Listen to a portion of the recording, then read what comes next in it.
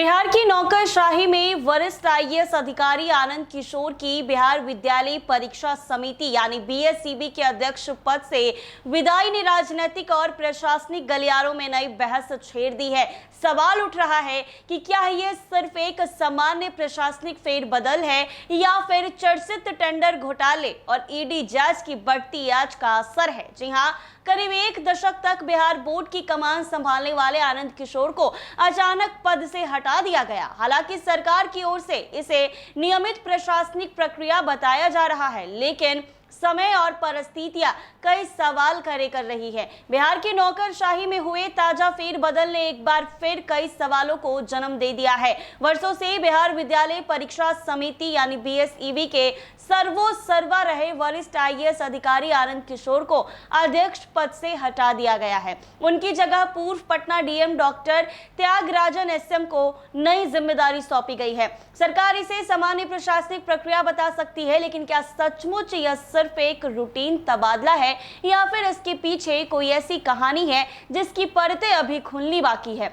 आनंद किशोर उन चुनिंदा अधिकारियों में गिने जाते हैं जिन्हें पूर्व मुख्यमंत्री नीतीश कुमार के सबसे भरोसेमंद अफसरों में शामिल माना जाता है। बिहार बोर्ड में उनके कार्यकाल के दौरान परीक्षा व्यवस्था में कई बड़े बदलाव हुए हैं। नकेल पर रोक लगी है, समय पर रिजल्ट और तकनीकी सुधार के कारण उनकी कार्यशैली की प्रशंसा भी हुई। लेकिन अब सवाल ये है कि अगर सब कुछ ठीक चल रहा था तो फिर अचानक उन्हें बोर्ड अध्यक्ष की कुर्सी आखिर क्यों छोड़नी पड़ी। दरअसल पिछले कुछ महीनों से बिहार का चर्चित टेंडर घोटाला लगातार सुर्खियों में है। इस मामले में ठेकेदार इशू श्री और रंजन सिन्हा की गिरफ्तारी के बाद जांच एजेंसी ने कई चौंकाने वाले दावे किए हैं। प्रवर्तन निदेशालय और विशेष निगरानी इकाई की जांच में कई प्रभावशाली नाम सामने आए हैं। इसी दौरान आनंद किशोर का नाम भी चर्चाओं में आ गया। प्रवर्तन निदेशालय और विशेष निगरानी इकाई की जांच में कई प्रभावशाली नाम सामने आए।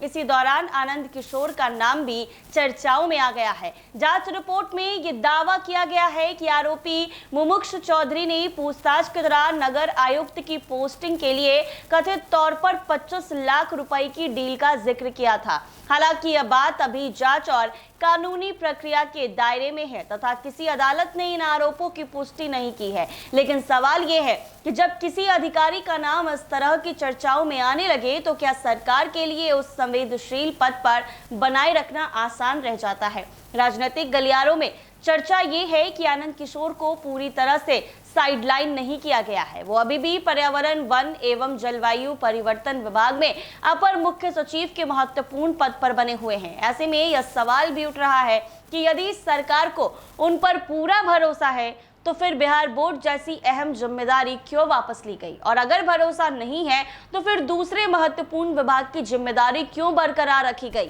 अब यह बिंदु है जहां पूरा मामला केवल प्रशासनिक फेरबदल से आगे बढ़कर राजनीतिक संदेश का रूप लेता दिखाई देता है। बिहार में अक्सर बड़े अधिकारियों के तबादले सत्ता के संकेत माने जाते हैं। ऐसे में आनंद किशोर की विदाई को भी उसी नजर से देखा जा रहा है। दूसरी तरफ नए अध्यक्ष त्यागराजन एसएम की नियुक्ति भी कम महत्वपूर्ण नहीं है। पटना डीएम के रूप में उनकी छवि एक सख्त और परिणाम देने वाले अधिकारी की रही है। अब उन्हें बिहार बोर्ड की जिम्मेदारी देकर सरकार क्या संदेश देना चाहती है? क्या परीक्षा व्यवस्था को और मजबूत करने का लक्ष्य है या फिर बोर्ड की छवि पर लगे सवालों को खत्म करने की कोशिश है?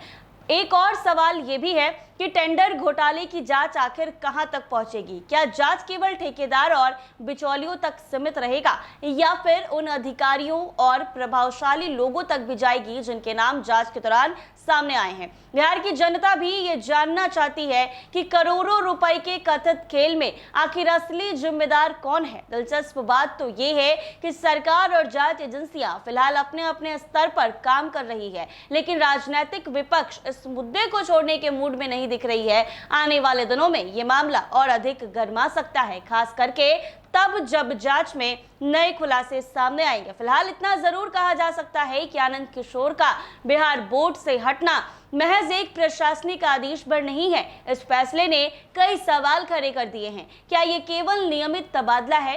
क्या टेंडर घोटाले की जांच का दबाव इसके पीछे है? क्या सरकार कोई बड़ा संदेश देना चाहती है या फिर आने वाले समय में किसी और बड़े घटनाक्रम की भूमिका है? इन सवालों के जवाब अभी भविष्य के गर्भ में है, लेकिन इतना तय है कि बिहार की नौकरशाही में हुआ ये बदलाव आने वाले दिनों में सत्ता, सिस्टम और जांच एजेंसियों के रास्ते पर नई बहस को जन्म देता रहेगा। बने रहे हमारे साथ NBC 24 पर।